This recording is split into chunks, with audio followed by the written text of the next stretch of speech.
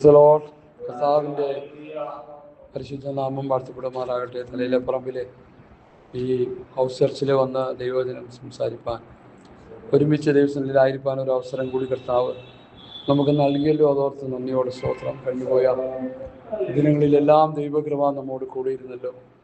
അത്ഭുതകരമായ അതിശയമായി കർത്താവ് നമ്മളെ നടത്തി. ഞാൻ എപ്പോഴും പറയുന്ന പോലെ ഓരോ സെക്കൻഡിലും എത്രയോ പേരാണ് ലോകത്തു നിന്ന് മാറ്റപ്പെടുന്നത്. അങ്ങനെയെങ്കിൽ ഒരു മിനിറ്റിൽ, ഒരു മണിക്കൂറിൽ, സ്തോത്രം, ഒരു ദിവസം, ഒരാഴ്ച, ഒരു മാസം, ഒരു വർഷം, കോടാനുകൂടി ജനം ഈ ലോകത്തിൽ നിന്ന് മാറ്റപ്പെട്ടുകൊണ്ടിരിക്കുന്നു. ഒരുപക്ഷെ അതിലൊന്ന് നമ്മളാകാമായിരുന്നു. എന്തുകൊണ്ടാണ് നമുക്ക് അങ്ങനെ ആ അവസ്ഥയിൽ നിന്ന് ദൈവം നമ്മെ വിടുവിച്ചതെന്ന് ഞാൻ ചിന്തിക്കുമ്പോൾ എനിക്ക് കിട്ടുന്ന മറുപടി നിങ്ങളോട് എന്ന് അറിയുവാൻ ആഗ്രഹിക്കുകയാണ്. കർത്താവിൻ്റെ വരവിന് വേണ്ടി ഒരുങ്ങുവാനും സ്വർഗരാജ്യം, ദൈവരാജ്യം എന്നുള്ള നിലയിൽ കാര്യങ്ങളെ ഗ്രഹിച്ച് മനസ്സിലാക്കി നിത്യതയ്ക്ക് വേണ്ടി ഒരുങ്ങാനാണ് ദൈവം നമുക്ക് ആയുസ് നീട്ടി തന്നിരിക്കുന്നതെന്ന് ചിന്തിക്കുന്നതാണ് ഭംഗി. അതാണ് ഉചിതം. സ്തോത്രം. കാരണം അനേകം കിട്ടിയിരിക്കുന്ന ആയുസ് അത് നഷ്ടപ്പെടുത്തി കളയും. സ്തോത്രം, സ്തോത്രം. അനേകരുടെ ജീവിതം പരാജയപ്പെട്ടു പോകും. സ്തോത്രം. ഇപ്പോൾ ഒരു ഫുട്ബോൾ കളി നടക്കുന്ന ഒരു സമയമാണ്, നമുക്കറിയാം. യൂത്ത്സ് എല്ലാം, ഞാൻ ബസ്സിൽ കൊണ്ട് വരുമ്പോൾ ഇതൊരു നാട്ടും പ്രദേശത്തൂടെയാണ് വരുന്നത്. എന്നിട്ട് പോലും ആ പോസ്റ്ററൊക്കെ ഒട്ടിച്ചേക്കുന്നത് കാണാൻ എത്രയോ. അപ്പം അതിൻ്റെ ഒരു ഹരമാണ് സ്തോത്രം. സ്പോർട്സിൻ്റെ ഹരം കുട്ടികൾക്ക്, യുവതലമുറകൾക്ക്. സ്തോത്രം. അതുപോലെ ഒരു ആത്മീക ഹരം നമുക്കുണ്ടാകണമെന്ന് എൻ്റെ ചിന്ത.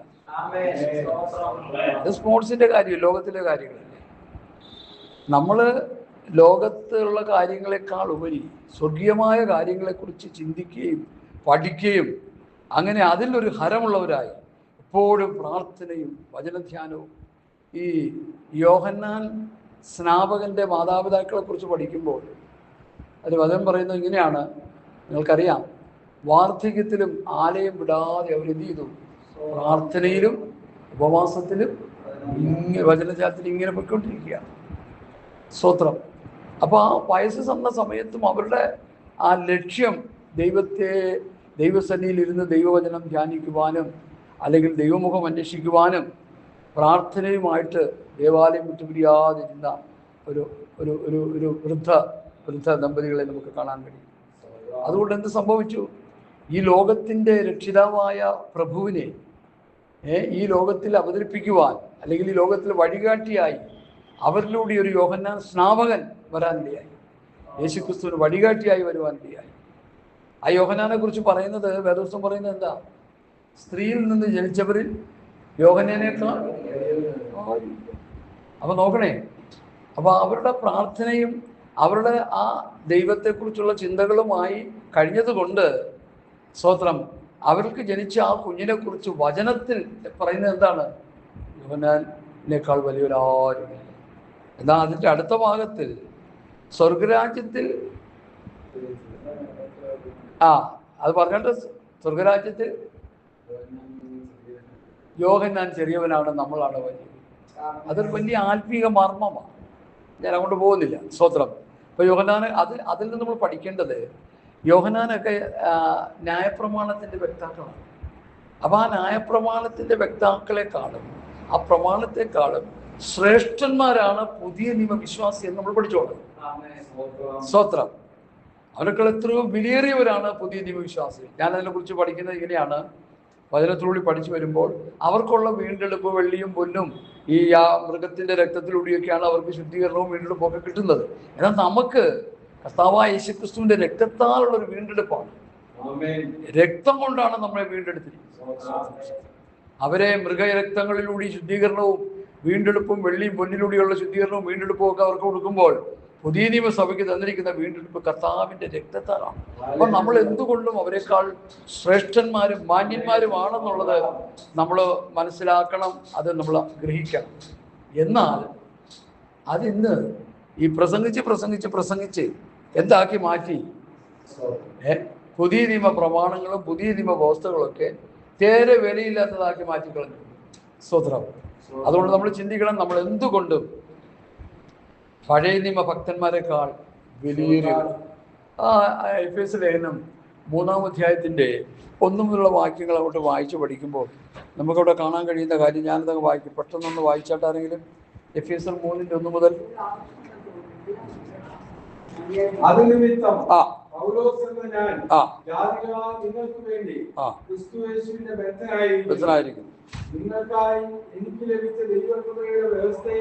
ആമേൻ. സ്തോത്രം. ആമേൻ. നിങ്ങൾ അത് വായിച്ചാൽ ക്രിസ്തുവിനെ സംബന്ധിച്ചുള്ള മർമ്മത്തിൽ ഗ്രഹിക്കാം. അടുത്ത് ആ മർമ്മം ഇപ്പോൾ അവന്റെ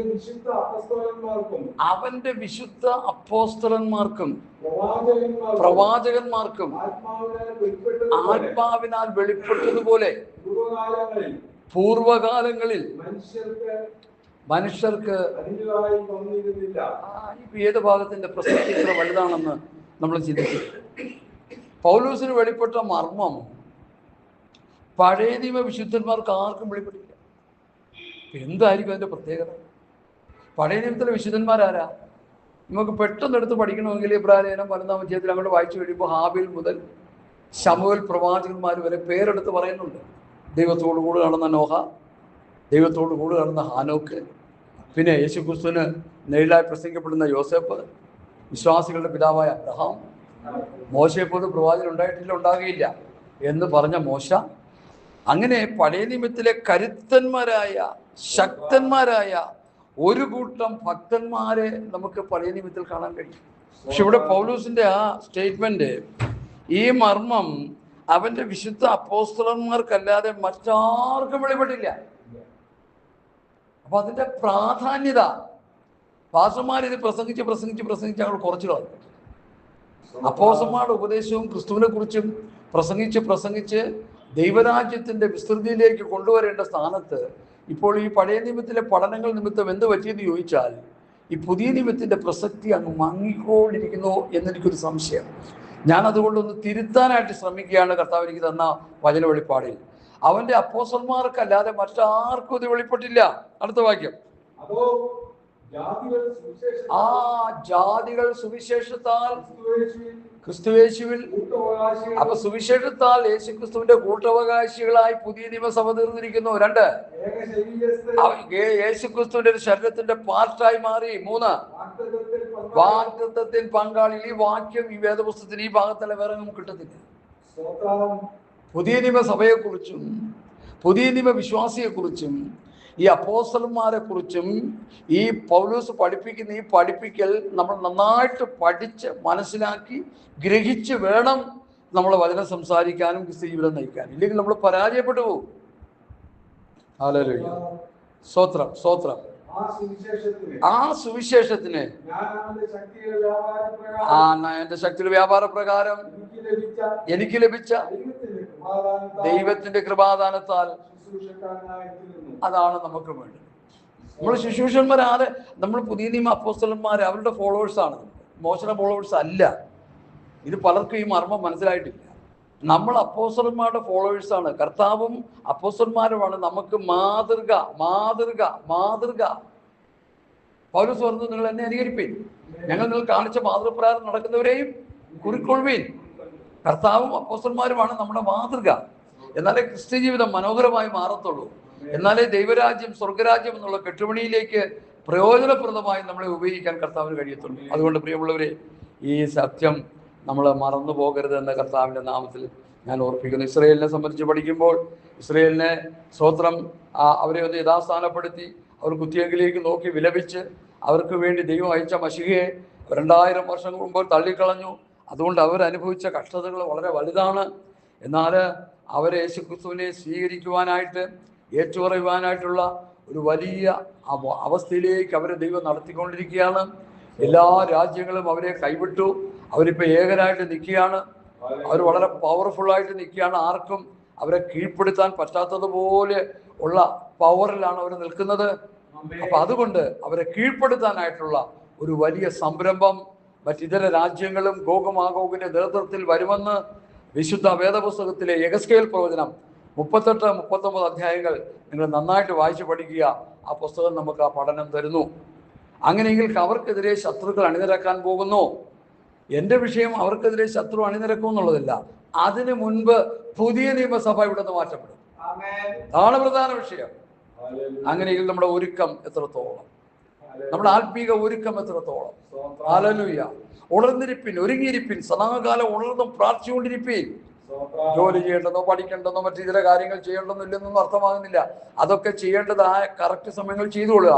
അതിനിടയിൽ ഉണർന്നിരിക്കുന്നവരായി, ഒരുങ്ങിയിരിക്കുന്നവരായി, സദാകാലം ഉണർന്നും പ്രാർത്ഥിച്ചുകൊണ്ടിരിക്കുന്നവരായി തീരുവാൻ കർത്താവ് നമ്മെക്കുറിച്ച് ആഗ്രഹിക്കുന്നു. ദൈവം വചനം അങ്ങനെ പഠിപ്പിക്കുന്നു. സ്തോത്രം. ലൂക്കോസിന്റെ സുവിശേഷം 16-ാം അധ്യായത്തിലെ ഒരു വാക്യം എൻ്റെ ഹൃദയത്തിൽ വരുന്നത്, അതുകൂടി വായിച്ചിട്ട് നമ്മൾ വിഷയത്തിലേക്ക് വരികയാണ്. ആ 16-ാം അധ്യായത്തിൽ എങ്ങനെയാണ് കാണുന്നത്? സ്തോത്രം. Hallelujah, hallelujah. Praise the Lord. സ്തോത്രം, സ്തോത്രം, സ്തോത്രം, സ്തോത്രം. സോറി, ലൂക്കോസിന്റെ അവസാന അധ്യായം 21, സോറി, ഞാൻ ഉദ്ദേശിച്ച വാക്യം ഇതാ. 21-ന്റെ 34, 35, 36 വാക്യങ്ങൾ. നിങ്ങളുടെ ഹൃദയം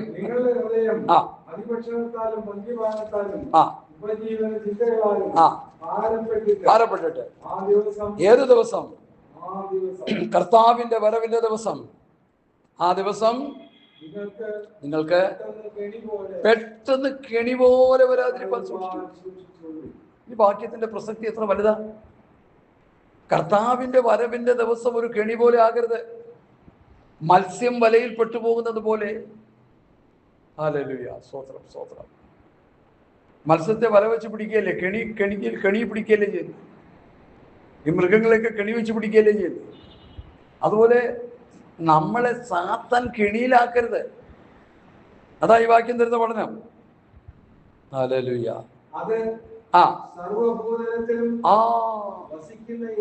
തലയോലപ്പറമ്പുകാർക്കും എറണാകുളംകാർക്കും പാലാരിവട്ടംകാർക്കും മാമംഗലംകാർക്കും കളമശ്ശേരിയിലെ അരിപ്പാസെന്ന് എല്ലാവർക്കും സംഭവിക്കും.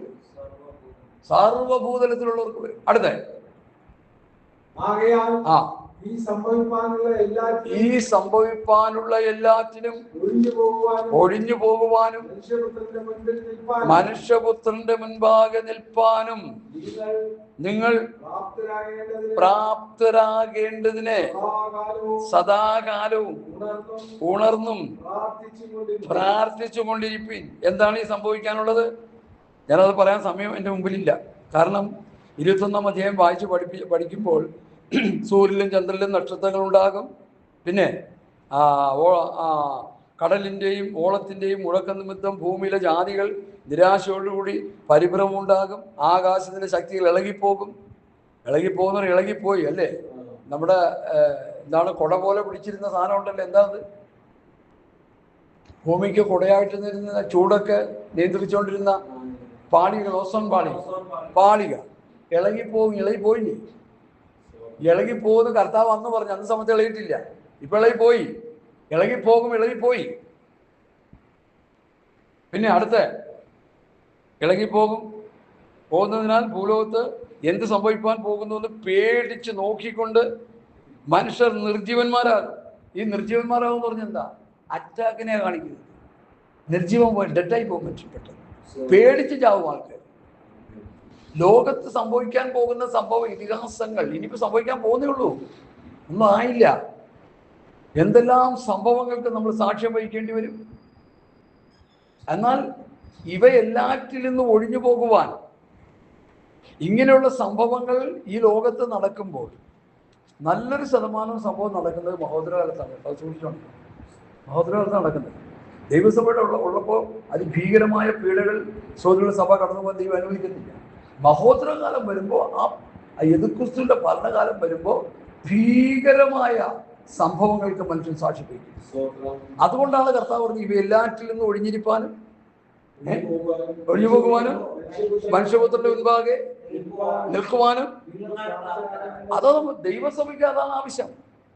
മനുഷ്യപുത്രന്റെ മുൻപാകെ നിൽക്കണം. കർത്താവ് വരുമ്പോൾ കാഹളം ധ്വനിക്കുമ്പോൾ രൂപാന്തരമോ ഉയർപ്പോ കിട്ടത്തക്ക നിലയിൽ നമ്മൾ ആത്മീയരായി തീരണം. അതാണ് ഇന്ന് പോൽക്കാലം ദൈവം നമ്മെക്കുറിച്ച് ആഗ്രഹിക്കുന്നത്. ഹല്ലേലൂയ, സ്തോത്രം. മനുഷ്യപുത്രന്റെ മുൻപാകെ നിൽപ്പാനും പ്രാപ്തരാകേണ്ടതിന് സദാകാലം ഉണർന്നും പ്രാർത്ഥിച്ചു. എപ്പോഴും പ്രാർത്ഥിക്കും. പൗലോസിന്റെ പ്രയോഗം സദാ ഏത് സമയത്തും ആത്മാവിൽ പ്രാർത്ഥിച്ചു. കണ്ടോ, ഇത്ര വിലപ്പെട്ട ദൂതുകളാണെന്നറിയാം. സദാകാലം ഉണർന്നും പ്രാർത്ഥിച്ചുകൊണ്ടിരിക്കും. ഏത് നേരത്തെ ആത്മാവിൽ പ്രാർത്ഥിച്ചു. കർത്താവ് അപ്പോസ്തലന്മാർ തരുന്ന ഉപദേശത്തിന്റെ പ്രാധാന്യത ഇത് പഴയ നിയമത്തിൽ നമുക്ക് കിട്ടുകയും. അപ്പൊ അതുകൊണ്ട് പ്രിയമുള്ളവരെ, എന്തൊക്കെ പ്രവൃത്തികൾ നമ്മൾ ചെയ്യുന്നു അതൊക്കെ നമ്മുടെ ജീവിതവുമായിട്ട് ബന്ധപ്പെട്ട് കാര്യങ്ങൾ ചെയ്ത് അതിൽ തന്നെ വ്യാപൃതരായി പോകാതെ, ഈ ലോക ജീവിതം ക്ഷണഭങ്കുരമാണ്. ഏറെ 70-80 സംവത്സരം. അത് കഴിയുമ്പോൾ നമ്മൾ ഇവിടുന്ന് പറന്നു പോകേണ്ടത്. എങ്ങോട്ട് പറന്നു പോകണമെന്നൊന്നും ചോദിച്ചാൽ എന്നോട് ചോദിച്ചാൽ എനിക്കറിയത്തില്ല എൻ്റെ മുന്നേ എങ്ങോട്ടേക്ക് പറന്നു പോകണം.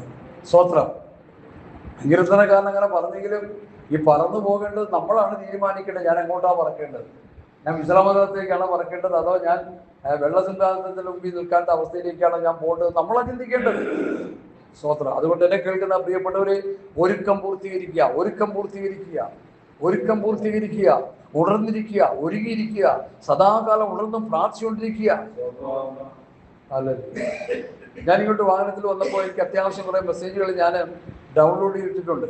അത് കേട്ട് ഞാൻ വരികയായിരുന്നു. സമയം പോലും അറിഞ്ഞില്ല സത്യം പറഞ്ഞു. ഹെഡ്ഫോൺ വെച്ചിട്ട് അത് കേട്ടപ്പോൾ അതിന് പല കാര്യങ്ങൾ കേൾക്കാനും പഠിക്കാനും ഒക്കെ KP മെസ്സേജാണ്. കേട്ട് അത് അപ്പോൾ പുള്ളി പറയുന്നത് ഇത് തന്നെയാണ്. നമ്മൾ എപ്പോഴും ഒരുങ്ങിയിരിക്കുക, എപ്പോഴും ഉണർന്നിരിക്കുക, സദാകാലം ഉണർന്നും പ്രാർത്ഥിച്ചുകൊണ്ടിരിക്കുക.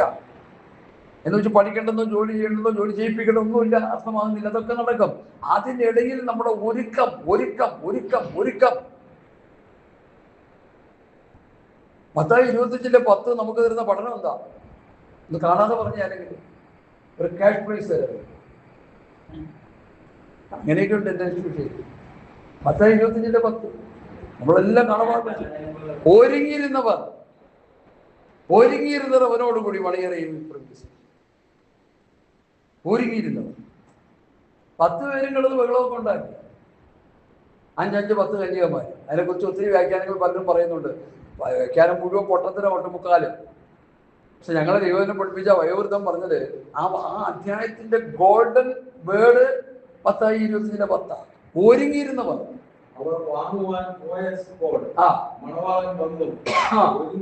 ഒരുങ്ങിയിരുന്നവർ അവനോടുകൂടി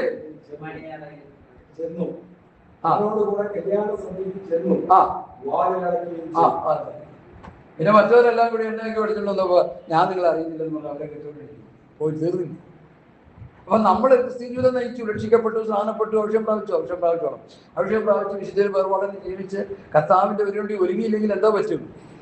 എവർക്ക് സംഭവിച്ചു നമുക്ക് സംഭവിക്കുന്നു. അപ്പൊ അനീശ്വരത്തിന് ചോദിക്കാം, ഇതൊന്നും പറഞ്ഞുതരാത്ത എന്തെന്നു ചോദിക്കരുത്. അതുകൊണ്ട് നീ പറയുന്നു ഭാഗം അവിടെ നിന്ന് ഇവിടെ വന്നിട്ട് ഇതൊക്കെ പറഞ്ഞിട്ട് പോയി ഈ ഒരു കാര്യം എന്നോട് പറഞ്ഞില്ലല്ലോ എന്ന് ചോദിച്ചാൽ ഞാൻ ഇതായിപ്പോ. അതുകൊണ്ടാണ് ഒരുങ്ങിയിരിക്കുക, ഉണർന്നിരിക്കുക, സദാകാലം ഉണർന്നും പ്രാർത്ഥിച്ചുകൊണ്ടിരിക്കുക. അതിന് ജോലി തടസ്സമല്ല, പഠനങ്ങൾ തടസ്സമല്ല, മറ്റു യാതൊന്നും തടസ്സമല്ല. ഇന്നത്തെ മെസ്സേജിന്റെ ഹാർട്ടായിട്ടുള്ള ഭാഗമായത് പറഞ്ഞു വന്നപ്പോൾ എനിക്ക് മനസ്സിലായത്. എടുക്കാം നമുക്ക് ലൂക്കോസിന്റെ സുവിശേഷം. ടൈറ്റിൽ മെസ്സേജ് കഴിഞ്ഞു, ഇനി അതിലേക്ക് മെസ്സേജിലേക്ക് വരിക. അതിൻ്റെ 17-ാം അധ്യായത്തിൻ്റെ 26 മുതൽ അധ്യായം മുഴുവൻ ഉറച്ചൊന്ന് വായിച്ചു. ആരെങ്കിലും വായിച്ചു? വാസ്തവ മാമ ആരെങ്കിലും വായിച്ചു? ഉറച്ച് വായിക്കണം. ഇവിടെ നമുക്ക് മൊബൈലിൽ അത് കിട്ടണം. അല്ല, 26 മുതൽ 17-ന്റെ 26 മുതൽ നോഹയുടെ കാലത്ത് സംഭവിച്ചതുപോലെ ആമേൻ മനുഷ്യപുത്രന്റെ നാളിലോ ഉണ്ടാകും. ആമേൻ. നോഹപെട്ടകത്തിൽ നടന്ന നാൾ വരെ അവർ ഇന്നും കുടിച്ചും വിവാഹം വെച്ചും വിവാഹത്തിന് കൊടുത്തും പോന്നു. Price the Lord. ജലപ്രളയം വന്നാൽ അവരെ എല്ലാവരെയും മുറിച്ചു കളഞ്ഞു. ഹല്ലേലൂയ. ലോത്തിന്റെ കാലത്ത് സംഭവിച്ചതുപോലെയും തന്നെ അവർ നിന്നും കുടിച്ചുകൊണ്ട് വിറ്റും നട്ടും പണിതും പോന്നു. ആമേൻ. എന്നാൽ ലോത്ത് സോദോം വിട്ട നാളിൽ ആകാശത്തുനിന്ന് തീയും വെള്ളവും പെയ്ത് എല്ലാവരെയും കുടിച്ചു കളഞ്ഞു. ആമേൻ. മനുഷ്യപുത്രന്റെ നാളിൽ തന്നെയാണ് അടുത്ത്. അന്ന് വീട്ടിലിരിക്കുന്നവൻ വീട്ടിനകത്തുള്ള സാധനം എടുക്കാൻ ഇറങ്ങി പോകരുത്. അതുകൊണ്ട് വയലിലിരിക്കുന്നവരും പിന്നോക്കം തിരിയരുത്. ലോകത്തിന്റെ ഭാര്യ ഓർത്തുകൊള്ളു. തന്റെ ജീവനെ നേടുവാൻ നോക്കുന്നവരെല്ലാം അതിനെ കളയും. അതിനെ കളയുന്നവരെല്ലാം അതിനെ രക്ഷിക്കും. ആ രാത്രിയിൽ 2 പേർ ഒരു കിടക്കമേലായിരിക്കും. ഒരുത്തനെ കൈക്കൊള്ളും, മറ്റവനെ ഉപേക്ഷിക്കും. 2 പേർ ഒന്നിച്ച് പൊടിച്ചുകൊണ്ടിരിക്കും.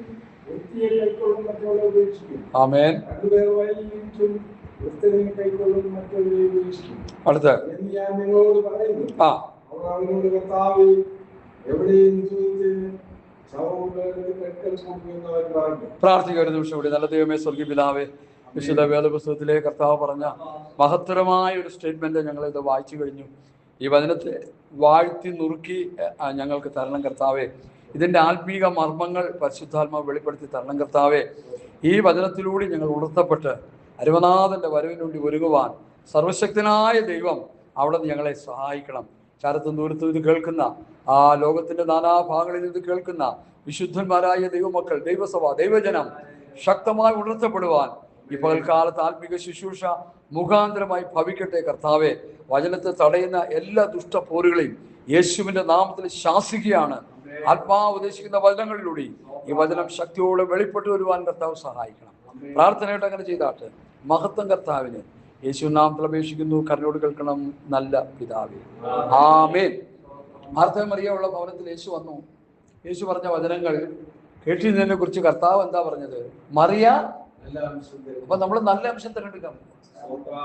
ഇതുവരെ നമ്മൾ തിരഞ്ഞെടുത്തത് നല്ല അംശമൊന്നും അല്ല. അതൊക്കെ ലോകത്തിലുള്ള ആവശ്യമുള്ള കാര്യങ്ങളാണ്. ഏറ്റവും നല്ല അംശം ഇപ്പോൾ തിരഞ്ഞെടുക്കാൻ പോകുന്ന ഏതാ? ഈ വചനം. വചനം തിരഞ്ഞെടുത്ത് ആ വചനത്തിനെടുത്ത് സമർപ്പിച്ച് ശുദ്ധീകരണം പ്രാപിച്ച് ജീവിതത്തിന്റെ കറകളും കുറ്റങ്ങളും കുറവുകളും എല്ലാം കണ്ട് ശുദ്ധീകരണം പ്രാപിച്ച് കർത്താവിൻ്റെ ഒരു വേണ്ടി ഒരുങ്ങാനുള്ളൊരു നല്ല ഗോൾഡൻ ഓപ്പർച്യൂണിറ്റി കർത്താവ് നമുക്ക് തരികയാണ്. അതുകൊണ്ട് ഈ വചനത്തിലൂടെ ഒരു ഒരുക്കം പ്രാപിപ്പാൻ പ്രാർത്ഥനയോടെ നമുക്ക് ഏൽപ്പിച്ചു കൊടുത്ത് മുമ്പോട്ട് പോകാം. കർത്താവ് ഈ വചനത്തിലൂടെ നമ്മെ ഉണർത്തട്ടെ എന്ന് ആത്മാർത്ഥമായിട്ട് ഞാൻ ആഗ്രഹിക്കുകയും പ്രാർത്ഥിക്കുകയും ചെയ്യുന്നു. നോഹയുടെ കാലത്ത് സംഭവിച്ചതുപോലെ മനുഷ്യപുത്രന്റെ വരവിലും ഒരു ഭയങ്കര മുന്നറിയിപ്പാണ്. ടൈറ്റാനിക് എന്നൊരു കപ്പല് 1912 എൻ്റെ ഓർമ്മ. ആ കപ്പലിനൊരു മുന്നറിയിപ്പ് കൊടുത്തു. എന്താ മുന്നറിയിപ്പ് കൊടുത്തത്? മഞ്ഞുമല വരുന്നു, മഞ്ഞുമല വരുന്നു, മഞ്ഞുമല ഒഴുകി വരുന്നുകൊണ്ടിരിക്കുന്നു, സൂക്ഷിക്കണം, നമ്മൾ അതിൽ ഇടിച്ച് തകരാൻ സാധ്യതയുണ്ട്. അപ്പോൾ ബ്രിട്ടീഷുകാരുണ്ടാക്കിയ കപ്പലാണ്. അവരാണ് ഇന്ന് ലോകം അടക്കി ഭരിച്ചത്. ബ്രിട്ടീഷുകാർ, അമേരിക്കക്കാരും ഡച്ചുകാരൊന്നുമല്ല. ലോകത്തെ അടക്കി ഭരിച്ചൊരു ഗ്രൂപ്പ് ബ്രിട്ടീഷുകാരായിരുന്നു. അതിനെക്കുറിച്ച് എൻ്റെ ഹിസ്റ്ററി പഠിച്ചപ്പോൾ മനസ്സിലായത്, അമേരിക്കയിൽ ജനിക്കുന്ന ഒരു കുഞ്ഞ് 2 കുഞ്ഞുങ്ങൾ ജനിച്ച ഒന്നിനെ സൂക്ഷിക്കുമായിരിക്കും. അങ്ങനെയായിരുന്നു അവിടെ ട്രഡീഷൻ. അത്ര ഭയഭക്തിയുള്ള കുടുംബങ്ങളായിരുന്നു അമേരിക്കയിലുള്ളത്. ഇന്നത് നേരെ തിരിഞ്ഞു. വളരെ ദുഃഖകരമാണ്, വേദനാജനകമാണ് പറയുമ്പോൾ തന്നെ. ഇന്ന് അവരെല്ലാം ലോകസ്നേഹികളും ഒക്കെ ആയി മാറി. പോട്ടെ, നമുക്കതല്ല വിഷയം. അപ്പോൾ ആ ബ്രിട്ടീഷുകാർ പണിത ആ കപ്പൽ ബ്രിട്ടനിൽ നിന്ന് അമേരിക്കയിലുള്ള യാത്രയാണെന്ന് എൻ്റെ ഓർമ്മ അല്ലേ? ശരിയല്ലേ? അമേരിക്കയുടെ യാത്ര, അമേരിക്കയിലേക്ക് പോകുമ്പോൾ അങ്ങനെ പോകുന്ന സമയത്ത് ഈ മഞ്ഞുമല വരുന്നു എന്നൊരു മുന്നറിയിപ്പ് കിട്ടിയപ്പോൾ അവർ പറഞ്ഞത് ഇതാണ്: മഞ്ഞുമലയല്ല, എന്ത് മല വന്നാലും അറബി ഭാഷയിൽ പറഞ്ഞാൽ കന്നി വരും, ഇംഗ്ലീഷിൽ പറഞ്ഞാൽ നോ പ്രോബ്ലം അല്ലേ? മലയാളത്തിൽ പറയുമ്പോൾ അതൊരു വിഷയമല്ല, അതിനെയൊക്കെ അതിജീവിക്കുമല്ലോ, സ്വത്രം. ഹിന്ദി പറയുമ്പോൾ കോയി ബാത്തിനി, ഒരു വിഷയമല്ല. പ്രിയ ദൈവമക്കളെ, ആ മുന്നറിയിപ്പുകളെ അവഗണിച്ചതുകൊണ്ട് ആ കപ്പൽ എന്ത് പറ്റി? ചുരുക്കി പറഞ്ഞാൽ തകർന്ന് തരിപ്പണം. ആ കപ്പൽ അവിടെ നിർത്തി. ഈ ഇൻഫർമേഷൻ കിട്ടിക്കഴിഞ്ഞപ്പോൾ ആ കപ്പൽ അവിടെ നിർത്തിയിട്ട്, ശരി, ഒരു കാര്യം ചെയ്യാം, നമ്മൾ മനുഷ്യരൊക്കെ ഉണ്ടാക്കിയ കപ്പലാണല്ലോ ഇത്, നമ്മളെക്കാളൊരു വലിയ ശക്തി ദൈവമാണല്ലോ. അപ്പോൾ ദൈവം ഈ ലോകത്തെ ഭരിച്ചുകൊണ്ടിരിക്കുന്നു. അപ്പോൾ അതുകൊണ്ട് ദൈവത്തിന്റെ ശക്തിയാണ് ഏറ്റവും വലുത്, വെല്ലുവിളിയൊന്നും നടത്തണ്ടെന്ന് അവർ ചിന്തിച്ചോ? ഇല്ല. ദൈവം വിചാരിച്ചാൽ പോലും, അങ്ങനെ എൻ്റെ കയ്യിൽ ആ ട്രാക്ട് ഇരിപ്പുണ്ട്, ഇപ്പോഴും ഇരിപ്പുണ്ട് ട്രാക്ട്. ദൈവം വിചാരിച്ചാൽ പോലും കപ്പലിൽ നിന്നും സംഭവിക്കും. ഇതാണ് അവിടെ വാക്ക്. ഈ പദങ്ങൾ ഉപയോഗിക്കുന്ന ഇന്നും ലോകത്ത് മനുഷ്യരുണ്ട്. അന്നുകൊണ്ട് ഇന്നുമുണ്ട്. പ്രാരംഭകാലത്ത് തൊട്ടേ ഉണ്ട്, ലോകത്തിന്റെ ഉൽപ്പത്തി തൊട്ടേ ഉണ്ട്. ദൈവത്തിനും ദൈവപ്രമാണത്തിനും ദൈവവ്യവസ്ഥയ്ക്കും എതിരായി നിൽക്കുന്നവരുണ്ട്. പുതിയ നിയമം നമ്മൾ വായിച്ചു പഠിക്കുമ്പോൾ അപ്പോസ്തലന്മാർ ഉപദേശം പറഞ്ഞുകൊണ്ടിരിക്കുമ്പോൾ തന്നെ നിരീശ്വരവാദികളുടെ ചിന്താഗതികളുള്ളവരും ഇതിനെ എതിർക്കുന്നവരും ഇതൊക്കെ തെറ്റാണെന്ന് പറയുന്നവരൊക്കെ ഉണ്ട്. അന്നും ഉണ്ട്, ഇന്നും ഉണ്ട്, എന്നും ഉണ്ട്. കർത്താവ് വരുന്നവരെ ഉണ്ട്. നമ്മൾ അതൊന്നും ഓർത്ത് ഭാരപ്പെടണ്ട. അതിൻ്റെ നടുവിൽ വചനം എന്ന് പറയുന്നൊന്നും നമ്മൾ മാത്രം ഓർത്താൽ മതി. അവർ ആ വാക്കുകളെ അവഗണിച്ചുകൊണ്ട് മുമ്പോട്ട് പോയി അവർ തകർന്ന തരിപ്പണമായി. ആ വിഷയം ഞാനങ്ങ് വിടുകയാണ്. ഇവിടെ ഈ നോഹയുടെ കാലത്ത് സംഭവിച്ചതുപോലെ ഉണ്ടാകും. പിന്നെ അത് കഴിഞ്ഞിട്ട് അല്ല 28-ാം വാക്യത്തിന്റെ ആദ്യത്തെ പാർട്ട് മാത്രം വായിച്ചാൽ അവർ തിന്നും കുടിച്ചും കൊണ്ട് ആ വിറ്റും നട്ടും പണിതും ഇനി അടുത്ത് ഒന്നുകൂടി കയറ്റി വായിക്കാൻ പോവാം. 32-ാം വാക്യം. 32-ാം വാക്യം ലോത്തിന്റെ ഭാര്യയെ ഓർത്തുകൊള്ളു. മതി, ഞാനിത് എടുത്ത് വായിച്ചതേ ഉള്ളൂ. നമ്മൾ ഒരുമിച്ച് ഇത് ധ്യാനിക്കാൻ പോവാം. ലോത്തിന്റെ ഭാര്യ ഓർത്തു. ഇതാര് തരുന്ന ഉപദേശമാണ്? കർത്താവ് തരുന്ന. ലോത്തിന്റെ ഭാര്യ ഓർത്തോളാൻ പറഞ്ഞു. സ്വത്രം. ഇപ്പൊ ലോകത്തിന്റെ ഭാര്യ ഓർത്തോളാൻ പറഞ്ഞപ്പോ എല്ലാ പെണ്ണുങ്ങൾ മാത്രം ഓർത്താൽ മതിയോ? ഒരു ഒരു കോമൺ അഡ്വൈസാണ് അത് തരുന്നത്. ലോകത്തിന്റെ ഭാര്യ ഓർത്തുകൊള്ളുക. ദൈവമക്കൾ, ദൈവസഭ ലോകത്തിന്റെ ഭാര്യ ഓർക്കുക. ആണും പെണ്ണൊന്നുമില്ല. ഓർക്കുമ്പോൾ നമ്മളെല്ലാം ഒരുമിച്ച് അത് ചെയ്യേണ്ട കാര്യങ്ങളാണ്. സഹോദരിമാർക്ക് മാത്രമായിട്ടല്ല ആ ദൂത് കിടക്കുന്നത്. ലോകത്തിന്റെ ഭാര്യ ഓർത്തുകൊള്ളുക. സ്വത്രം. ടൈറ്റാനിക്കിലെ ജീവനക്കാര് ആ മുന്നറിയിപ്പുകളെ ഓർക്കണമായിരുന്നു. ഇവിടെ ലോകത്തിന്റെ ഭാര്യയെ നമ്മൾ ഓർത്തില്ലെങ്കിൽ നമുക്ക് എന്താ പറ്റും? നമ്മളും തകർന്നു പോകും. ലോകത്തിന് എന്താ സംഭവിച്ചു എന്നുള്ളത് പത്രോസിന്റെ ലേഖനം എടുക്കാം. 2-ാം ലേഖനം, അതില് 7-8 വാക്യങ്ങൾ. 2-ാം അധ്യായം 7-8. അധർമ്മികളുടെ ഇടയിൽ വസിച്ചിരിക്കുമ്പോൾ 7-8. ആമേൻ. കേട്ടു. അവരുടെ ദുഷ്കാമവൃത്തിയാൽ വലഞ്ഞുപോയ നീതിമാനായ ലോകത്തിനെ വിടുവിക്കുകയും ചെയ്തു. വലഞ്ഞുപോയ നീതിമാനായ ലോകത്തിനെ വിടുവിച്ചു എന്നുള്ളത് ശരി, അത് ദൈവത്തിന്റെ തെരഞ്ഞെടുപ്പിൽപ്പെട്ട ആളായതുകൊണ്ട്. പക്ഷെ ആളെന്ത് ചെയ്തു? വലഞ്ഞു പോയിട്ട് എന്താ കാര്യം? നമ്മൾ ഈ കാലൊക്കെ ബ്രോക്കൺ ആയി കഴിഞ്ഞാൽ, ആക്സിഡന്റിലൊക്കെ ബ്രോക്കൺ ആയി കഴിഞ്ഞാൽ അവിടെ കൊണ്ടുചെല്ലാൻ നേരത്ത് അവർ നോക്കും ഇതെങ്ങനെ കൂട്ടിച്ചേർക്കാൻ പറ്റും. ഈ ആക്സിഡന്റിലെ എല്ലുകളെല്ലാം അങ്ങോട്ട് പൊടിഞ്ഞൊരു വല്ലാത്ത പരുവത്തിൽ വലഞ്ഞു പോയാൽ എന്ത് ചെയ്യാൻ പറ്റും? ചെയ്യാൻ പറ്റും. അവരെന്ത് ചെയ്യും? കട്ടികളെ യോജിപ്പിക്കണമെങ്കിൽ അസ്ഥിയായിട്ടുള്ള ആ ഇതിലൊരു ഗ്രിപ്പ് കിട്ടണവർക്ക് പിടിക്കും. അത് പൊടിയായിട്ട് ഇങ്ങനെ അസ്ഥികൾ ഞെരിഞ്ഞ് ഞങ്ങൾ അമർന്ന് വല്ലാത്ത പരുവത്തിലായാൽ ഒന്നും ചെയ്യാൻ പറ്റത്തില്ല. ഇപ്പൊ ലോകത്തിനെ സംബന്ധിച്ചിടത്തോളം വലഞ്ഞുപോയി. ലോകത്ത് ആരുടെ സഹോദരനാ? ദർശനമുള്ള അബ്രഹാമിന്റെ കൂടെ ഇറങ്ങി തിരിച്ചവനാ. വിശ്വാസികളുടെ പിതാവായ അബ്രഹാമിനോട് ഇറങ്ങി തിരിച്ച അനുഗ്രഹീതനായ ലോത്ത് വലഞ്ഞുപോയി. ലോകത്തിന്റെ ഭാര്യയെ കുറിച്ച് കർത്താവ് പറഞ്ഞു, ലോകത്തിന്റെ ഭാര്യ ഓർത്തു. എന്തൊരു ദുരന്തമാണെന്ന് ഓർത്തെ. നമ്മളത് ചിന്തിച്ചത്. അപ്പൊ നമുക്കിത് സംഭവിക്കാതിരിക്കണമെങ്കിൽ മുന്നറിയിപ്പുകളെ നമ്മൾ അവഗണിക്കരുത്. കർത്താവും അപ്പോസ്തലന്മാരും തരുന്ന മുന്നറിയിപ്പുകൾ, വചനത്തിലൂടെയുള്ള മുന്നറിയിപ്പുകൾ, അപകട സാധ്യതകൾ ഉണ്ട്. അതുകൊണ്ട് ഇന്ന രീതിയിൽ കൂടി പോകണം. ഇപ്പൊ സ്വർഗരാജ്യത്തേക്ക് പോകാനുള്ള വഴിയെക്കുറിച്ച് കർത്താവ് പറഞ്ഞു, ഇടുക്കുവാതിലൂടെ അകത്ത് കിടപ്പാൻ പോരാടി. ആർക്കും ഇടുക്കുവാതിന് വേണ്ട, എല്ലാവർക്കും വിശാലം മതി. കർത്താവ് പറഞ്ഞു ഇടുക്കുവാതിലൂടെ അകത്ത് കിടക്കാൻ പറഞ്ഞു. സ്വർഗരാജ്യത്തിൽ പോകുന്നത് മുത്തന്വേഷിക്കുന്ന ഒരു വ്യാപാരിയോട് തുല്യനാണ്. എന്താണ്? വിലയേറിയ മുത്ത് കണ്ടെത്തിയാറേ ആ പഴയത് വിടാൻ മനസ്സില്ല. നമ്മുടെ കയ്യിലിരിക്കുന്ന പല ചരക്കും വചന വ്യവസ്ഥ പ്രകാരം അല്ലെങ്കിൽ അത് വിട്ടുകളണം, പിടിച്ചു വെച്ചുകൊണ്ടിരിക്കരുത്. അവനൊരു വ്യാപാരം ചെയ്തുകൊണ്ടിരുന്നവനാണ്. ക്വാളിറ്റി കുറഞ്ഞ മുത്താത്.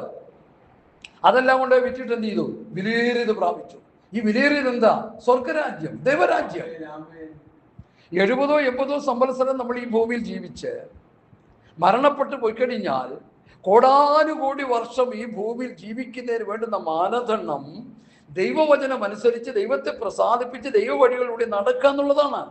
അത് നോഹയല്ല, അബ്രഹാമല്ല, യാക്കോബല്ല, ഇസ്ഹാക്കല്ല, താമ്പാസല്ല, ജോയ് പാസല്ല, ആരാണെങ്കിലും, ദിനേഷ് ആരാണെങ്കിലും ദൈവം വെച്ചിരിക്കുന്ന വ്യവസ്ഥ എന്നുള്ളത് നമ്മൾ മനസ്സിലാക്കുമ്പോൾ സ്തോത്രം, ആ പ്രമാണത്തിൽ നിലനിന്നാൽ മാത്രമേ നമുക്ക് അങ്ങ് ചെന്നെത്താൻ പറ്റുകയുള്ളൂ. കർത്താവിനെ പ്രസാദിപ്പിച്ചാൽ മാത്രമേ നമുക്ക് നിത്യത പ്രാപിച്ചെടുക്കാൻ പറ്റുകയുള്ളൂ. വചനത്തിന്റെ വ്യവസ്ഥയിൽ നിലനിന്നാൽ മാത്രമേ സ്തോത്രം നമുക്ക് ദൈവരാജ്യം, സ്വർഗരാജ്യത്ത് ചെന്നെത്താൻ പറ്റുകയുള്ളൂ. അതാണ് ഇവിടുത്തെ പ്രധാന വിഷയം.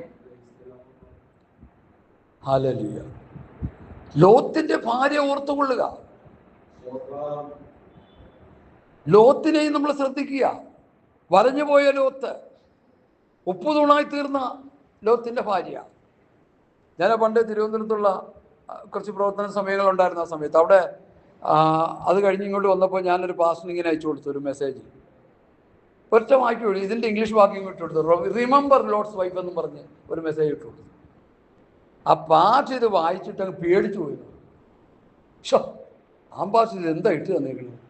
ഞാൻ പറയാം, എന്താ ഇട്ട്? വാക്യം ഇട്ട് തന്നേക്കണം, വേറെ ഒന്നും ഇട്ടില്ല. ഞാനൊരു വാക്യമാ പാസ് ഇട്ട് തന്നേക്കണേ. ഞാൻ നിങ്ങളെ കുറ്റപ്പെടുത്തുന്നില്ല, പുള്ളി പറഞ്ഞതാണ്. ഞാനതങ്ങ് പേടിച്ചു പോയി. എനിക്ക് ഭയങ്കര ഫീലായിപ്പോയി. കാരണം ഒരാളെ ഓർത്തുകൊള്ളുക, തകർന്ന് തരിപ്പണമായി പോയ ഒരു വ്യക്തിത്വത്തെ ഓർത്ത് നിനക്കത് സംഭവിക്കാതിരിക്കാൻ പുള്ളി എന്നോട് പറഞ്ഞു, എനിക്കത് അനുഗ്രഹമായി, ഒരു ബ്ലെസ്സിങ് ആയി. എന്നെ കേൾക്കുന്ന പ്രിയപ്പെട്ടവരെ, വചനമെടുത്ത് സുഖിപ്പിക്കുകയും സന്തോഷിപ്പിക്കുകയും എന്ത് ചെയ്യുക, ഈ ലോകത്തിൻ്റെ കാര്യങ്ങൾക്ക് വേണ്ടിയൊക്കെ എടുത്ത് പറഞ്ഞ് പ്രസംഗിച്ച ആൾക്കാരെ വട്ടം കറക്കുന്ന ഈ കാലഘട്ടത്തിൽ ദൈവവചനത്തിലുള്ള മുന്നറിയിപ്പുകളെ നമ്മളെടുത്ത് പ്രസംഗിച്ചത് കേട്ട് നമുക്ക് ആ ഗതികെട്ട അവസ്ഥ വരാതിരിക്കാൻ, നമ്മളെ തന്നെ സൂക്ഷിക്കാനും നമ്മുടെ ക്രിസ്ത്യ ജീവിതം മനോഹരമാക്കുവാനുമാണ് ഈ വചന പ്രഘോഷണങ്ങൾ എന്ന് നമ്മൾ മറന്നു പോകരുത്. ഇന്നതൊക്കെ അറ്റുപോയിരിക്കുക. Hallelujah, hallelujah, praise the Lord. സ്തോത്രം, സ്തോത്രം, സ്തോത്രം.